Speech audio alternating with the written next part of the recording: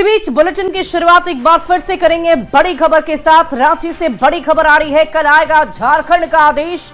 कल सुबह 8 बजे से मतगणना होगी और पहला रुझान 9:30 बजे तक आने की संभावना जताई जा रही है। और सबसे पहले पोस्टल बैलेट की गिनती होगी।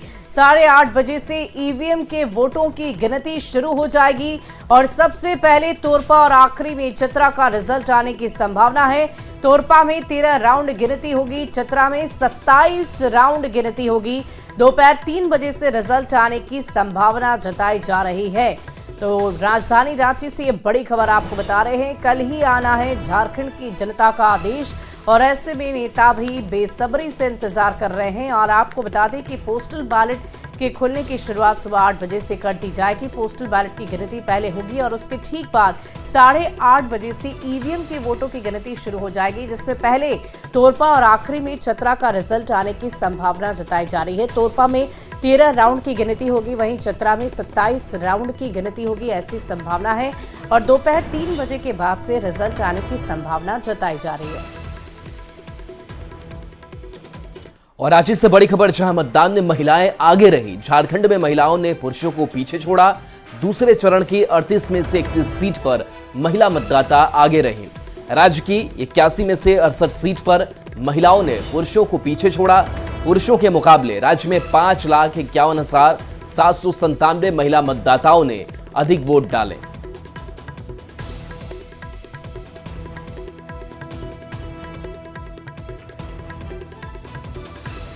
और अगली खबर राजधानी पटना से आ रही है, जहां एक बार फिर से भारी संख्या में ग्राम रक्षा दल के लोग वेतन और अस्थायी नियुक्ति की मांग को लेकर राज्य भर में पहुंचे।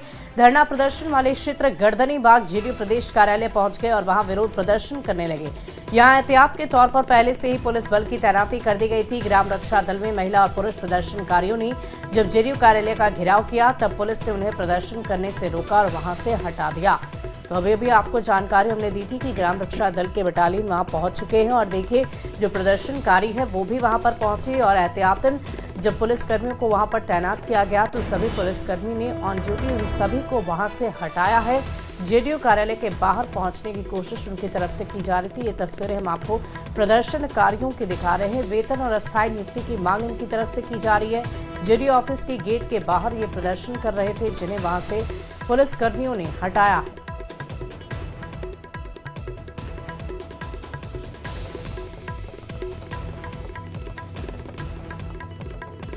पटना से ये बड़ी खबर आ रही है, जेडीयू ऑफिस से हटाए गए प्रदर्शनकारी। तस्वीरें आप देख पा रहे होंगे राजधानी पटना से ये बड़ी खबर, जहां जेडीयू ऑफिस पहुंचा ग्राम रक्षा दल। प्रदर्शन किया जा रहा है उनकी तरफ से, हालांकि वहां पर पुलिसकर्मी मौजूद रहे।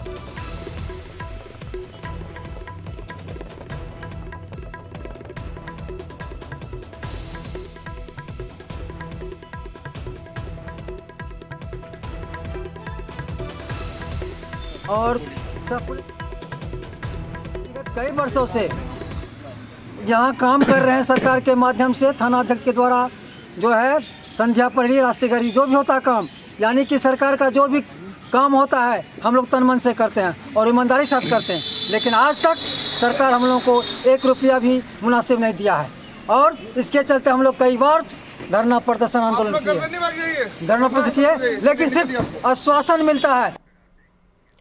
बिहार के शिक्षकों के लिए एक बड़ी खुशखबरी है। न्यूज़ 18 की खबर का बड़ा असर हुआ है। ट्रांसफर पोस्टिंग की नीति पर नीतीश सरकार ने बड़ा फैसला लेते हुए नए सिरे से आवेदन करने का आदेश जारी कर दिया है।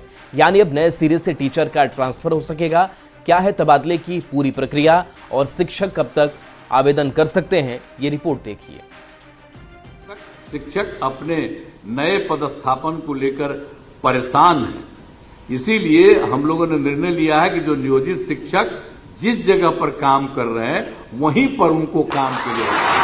कल जहां सीएम नीतीश कुमार के फैसले का स्वागत किया गया था, वहीं ट्रांसफर पॉलिसी जो एक तरह से स्थगित की गई है उसका विरोध शुरू हो गया है। क्योंकि बिहार में अधिकांश टीचर जो हैं, जो पंचायत में बहाल थे या अपने नियोजन इकाई में बहाल थे, वो नहीं चाहते थे कि उनका ट्रांसफर हो। गुरुवार के दिन बिहार के लाखों शिक्षकों के लिए बड़ा दिन रहा। न्यूज़ 18 की खबर का बड़ा असर हुआ और नीतीश सरकार ने टीचर की ट्रांसफर पोस्टिंग को लेकर नया आदेश जारी कर नए सिरे से स्थानांतरण की बात कही। सुबह 10 बजे न्यूज़ 18 ने ट्रांसफर पोस्टिंग नीति लागू करने की शिक्षकों की मांग को प्रमुखता से दिखाया। ऐच्छिक ट्रांसफर का इंतजार कर रहे शिक्षक जरूरत के मुताबिक ट्रांसफर की मांग कर रहे थे। उस पॉलिसी को लागू किया जाए, स्थगित ना किया जाए। इसको लेकर चाहे महिला टीचर्स हों या पुरुष टीचर्स हों, ऐसे टीचर जो 6 फेज में खासकर बहाल हुए हैं, इसके साथ साथ बीपीएससी टीआरई 1, टीआरई 2 या 2010 के बाद जो बहाल शिक्षक हैं, उनकी संख्या ज्यादा है। और न्यूज 18 पर खबर दिखाए जाने के लगभग 3 घंटे के भीतर बिहार सरकार ने अपने निर्णय को पलटा और करीब दोपहर 1 बजे नए सिरे से स्थानांतरण को लेकर नया आदेश जारी कर दिया।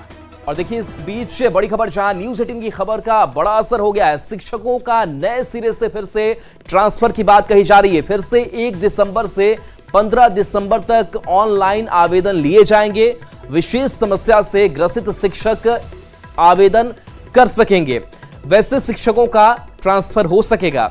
इस शिक्षा कोष पर फिर से ट्रांसफर के लिए आवेदन लिए जाएंगे। लाखों शिक्षकों को राहत मिलेगी। बिहार शिक्षा विभाग की ओर से जारी आदेश में लिखा, ऐसे शिक्षक जो किसी विशेष समस्या के कारण अपने स्थानांतरण के लिए इच्छुक हैं, वे ई शिक्षा कोष पोर्टल पर जाकर अपना आवेदन नए सिरे से 1 दिसंबर से 15 दिसंबर तक ऑनलाइन जमा कर सकते हैं। नई तारीख तय होने के बाद बिहार शिक्षा विभाग के एसीएस एस सिद्धार्थ ने न्यूज 18 से बात की और कहा कि बिहार के शिक्षकों को निराश होने की जरूरत नहीं है। टीचर खुश रहेंगे तो अच्छी शिक्षा दे पाएंगे। जिन शिक्षकों को तबादला कराना है वो नए सिरे से ट्रांसफर के लिए आवेदन कर सकते हैं। अगर आप तनाव में रहेंगे क्या पढ़ाएंगे? आप बच्चों को क्या पढ़ाएंगे जी, आप तनाव मुक्त रहिए, अपना पढ़ाइए। इसलिए ये सबको हम लोग टेकअप करेंगे। इसलिए हम लोगों ने वेबसाइट 1 तारीख से खोला है। 15 तक मेरा अनुरोध है सब लोग। इसमें एक बहुत महत्वपूर्ण सवाल है। सवाल ये है कि जो पुरुष टीचर हैं, 10 अनुमंडल वाला जो था, क्या उससे अब वो जो बैरियर है वो हम लोगों ने केवल अब तो हम लोग ने ये बैरियर वाला तो समाप्त कर दिया है। हम केवल अभी अभियावेदन मांगे हैं। अच्छा, अभी हम लोगों ने रिप्रेजेंटेशन मांगा है कि आप अपना रिप्रेजेंटेशन दीजिए, फिर इसको समेकित करेंगे। ऑप्शन की बात। ऑप्शन, हाँ, ऑप्शन सब खुला हुआ है। 10 ऑप्शन जैसे पूर्व था वैसे सब। हाँ, बुधवार को बिहार के मुख्यमंत्री नीतीश कुमार ने शिक्षकों को नियुक्ति पत्र बांटने के दौरान कहा था कि शिक्षकों का ट्रांसफर नहीं होने वाला है। इसके बाद बड़ी संख्या में शिक्षकों ने सरकार से गुहार लगाई और उनकी बात मान ली गई। फिलहाल तो टीचर को राहत मिली है। विभाग का दावा है कि तबादले के रूप में शिक्षकों को नए साल का तोहफा भी मिलेगा। पटना संवाददाता रजनीश के साथ ब्यूरो रिपोर्ट, न्यूज 18। और सरकारी स्कूलों का टाइम टेबल बदल दिया गया है। ठंड की दस्तक के साथ ही अब 1 दिसंबर से स्कूल सुबह 9:30 बजे खुलेंगे। स्कूलों का संचालन अब शाम 4 बजे तक होगा। खेलकूद और संगीत के लिए 1 घंटे की अलग से क्लास होगी। परीक्षा होने पर दूसरी कक्षा स्थगित नहीं होगी। कक्षा 1 से 8 के लिए बैगलेस शनिवार होगा।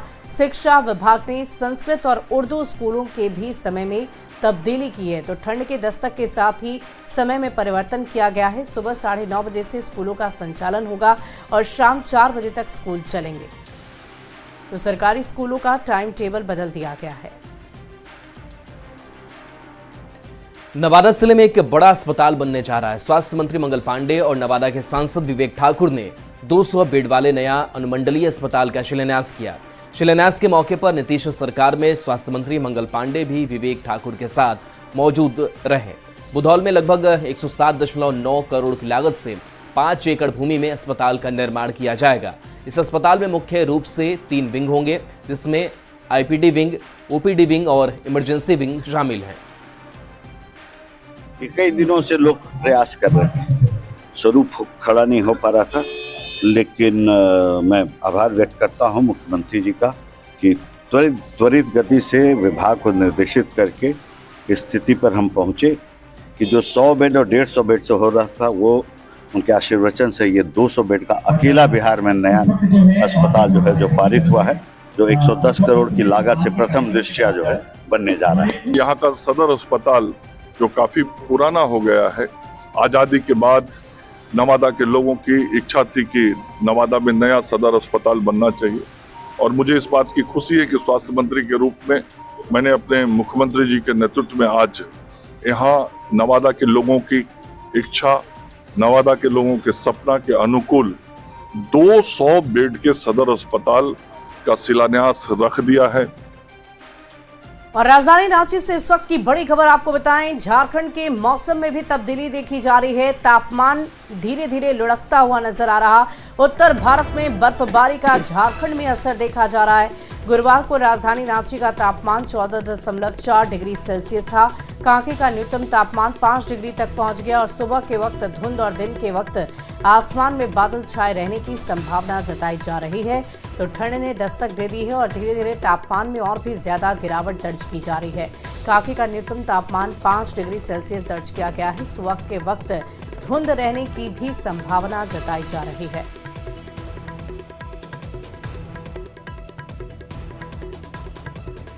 कटिहार में एक युवक को जख्मी हालत में एक नीलगाय को देखकर ऐसा तरस आया कि पहले तो उसने नीलगाय के टूटे पैर को जोड़ने के लिए वन विभाग को जानकारी दी।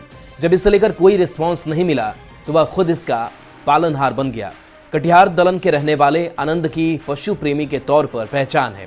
अब इस जख्मी नीलगाय को अपने खर्च पर और अपनी देखरेख में इलाज करवा रहे हैं। पशु प्रेमी आनंद से बात की संवाददाता सुब्रत ने।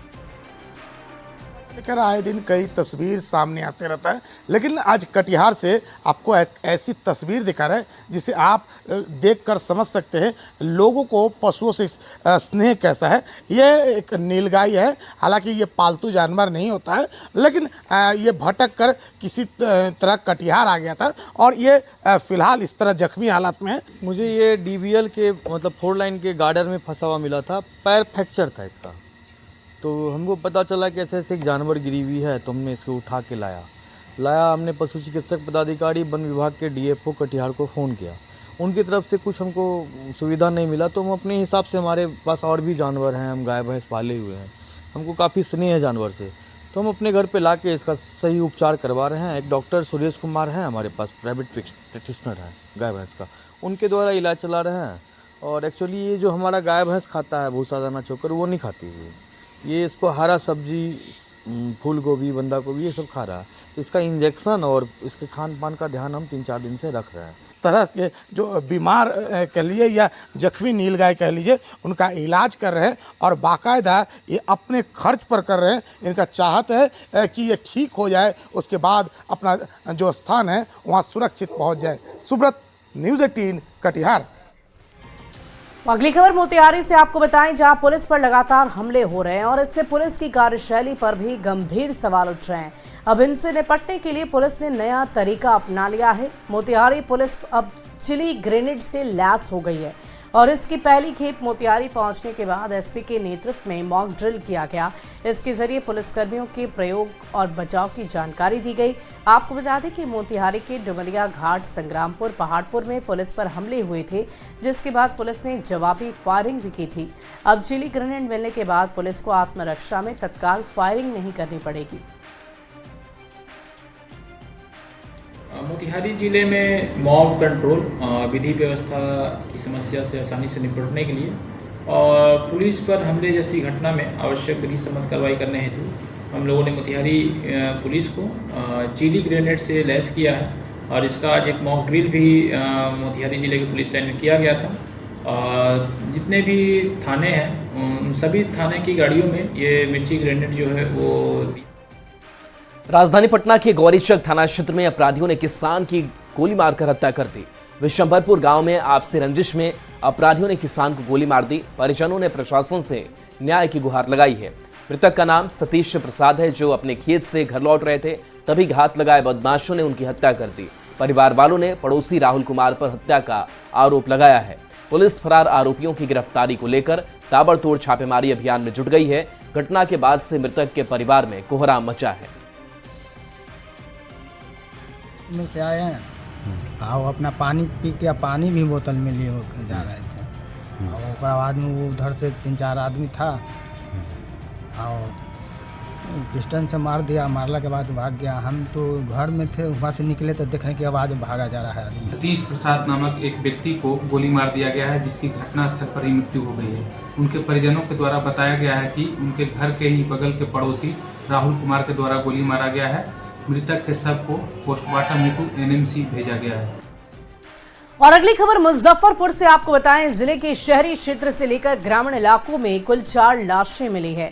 किसी की हत्या की आशंका जताई गई तो किसी की संदेहास्पद परिस्थिति में मौत हो गई तो कहीं सुसाइड की बात सामने आ रही है। पहली घटना शहरी क्षेत्र के सदर थाना क्षेत्र की है, जहां भीखनपुरा में सुबह सुबह एक अज्ञात लाश मिलने से हड़कंप मच गया। साहिबगंज थाना क्षेत्र के 20 घवारी पुल के निकट एक व्यक्ति का शव मिला।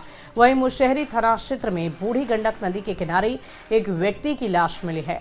मृतक की पहचान असम के कोयला कारोबारी कृष्ण मोहन महंता के रूप में हुई। वहीं चौथी घटना सकरा थाना क्षेत्र के मिश्रौलिया की है, जहां एक ट्रक से एक व्यक्ति की लाश फेंकी गई थी। यूपी के गाजीपुर कोर्ट में पेश होने पहुंचे पूर्णिया सांसद पप्पू यादव ने बड़ा बयान दिया है। पप्पू यादव ने कहा है कि उन्हें लगातार धमकियां मिल रही हैं, फोन पर मैसेज से धमकी मिली है। पप्पू यादव ने अपना फोन दिखाते हुए कहा उन्हें उर्दू में मैसेज कर धमकी दी जा रही है। पाकिस्तान और मलेशिया से धमकी दी जा रही है। पप्पू यादव ने कहा कि वो उनकी 24 घंटे रेकी हो रही है। पूर्णिया सांसद ने कहा कि वो डरने वाले नहीं है। साथ ही उन्होंने झारखंड और महाराष्ट्र में इंडी अलायंस की सरकार बनने का दावा भी किया। सर छोड़िए, हम किसी की चिंता नहीं करते हैं, जिसको मारना है। अभी हमको धमकी दी गई रास्ते में, गाजीपुर पहुंच गए, दिखाओ मैं आपको, तो मेरा फोन बोला 3 बार रास्ते में धमकी आई। अभी फोन दो, दीपक फोन अभी आई। गाजीपुर पहुंच गए, जितना बच सकते हो बच जाओ।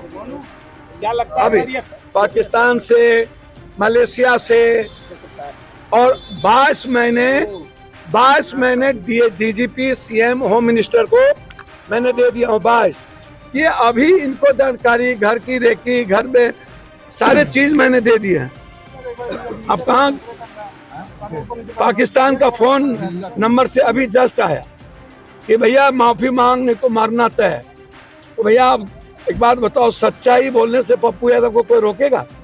घर की उर्दू में लिख करके भेजते हैं, फिर भेजते हैं। आज केक काटा गया एयरपोर्ट को लेके, तो बोला अपना भी केक काट लो, 24 के पहले मरना तय है।